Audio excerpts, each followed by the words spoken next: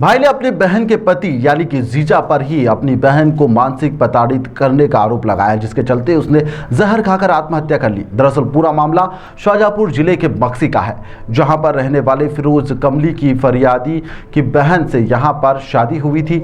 जहां पर कुछ माह पहले यहां पर लगातार फरियादी की बहन को उसके जीजा दहेज के लिए लगातार मानसिक रूप से प्रताड़ित भी कर रहे थे। मानसिक प्रताड़ना और दहेज प्रताड़ना से पीड़ित होकर यहां पर फरियादी की बहन ने आत्महत्या कर ली। साथ ही यहां पर शिकायतकर्ता फरियादी ने कहा कि मेरी बहन ने 1 माह पहले यहां पर थाने में पुलिस से शिकायत आवेदन भी इसको लेकर दिया था।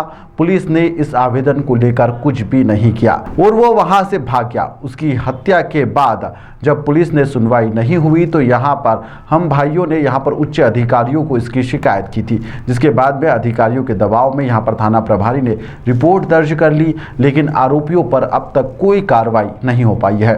फरियादी ने कहा है कि आरोपियों पर कार्रवाई होना चाहिए। क्या कुछ उन्होंने कहा है, चलिए आपको सुनाते हैं।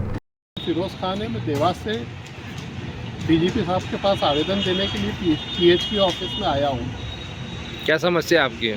मेरी बहन की दहेज को लेकर हत्या कर दी गई है, लेकिन इस पर पुलिस द्वारा कोई कार्रवाई नहीं की जा रही है। हत्या के 1 माह पूर्व भी मेरी बहन मक्सी थाने पे आवेदन देकर आई थी दहेज प्रताड़ना को लेकर, लेकिन पुलिस ने उसे भगा दिया और किसी प्रकार की आरोपी पर कोई कार्रवाई नहीं की, जिसका परिणाम ये हुआ कि मेरी बहन की 1 माह बाद हत्या कर दी गई।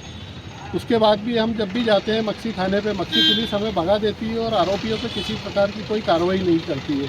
उच्च अधिकारियों के दबाव के कारण पुलिस ने रिपोर्ट तो लिख ली, लेकिन आरोपी आज भी खुलेआम घूम रहे हैं, किसी प्रकार की कोई कार्रवाई नहीं हो रही है। मैं बार बार मक्सी थाने पर गया हूँ, एसपी साहब के पास गया हूँ, आईजी साहब के पास गया हूँ, एक बार डीआईजी साहब के पास भी आ चुका हूँ, ये दूसरी बार डीजीपी साहब के पास आया हूँ कि साहब मेरे बहन के हत्यारों पर किसी प्रकार की कोई कार्रवाई नहीं हो रही है। 4 बार मैं सीएम हेल्पलाइन पे भी कंप्लेन कर चुका हूँ, जिसका परिणाम ये हुआ कि 2000 का इनाम घोषित किया, लेकिन पुलिस ने साठगांठ करके उसकी कोई प्रेस रिलीज जारी नहीं करी है, किसी प्रकार की कोई जानकारी नहीं दी है और हत्यारे खुलेआम घूम रहे हैं। पुलिस का पूरा संरक्षण प्राप्त है।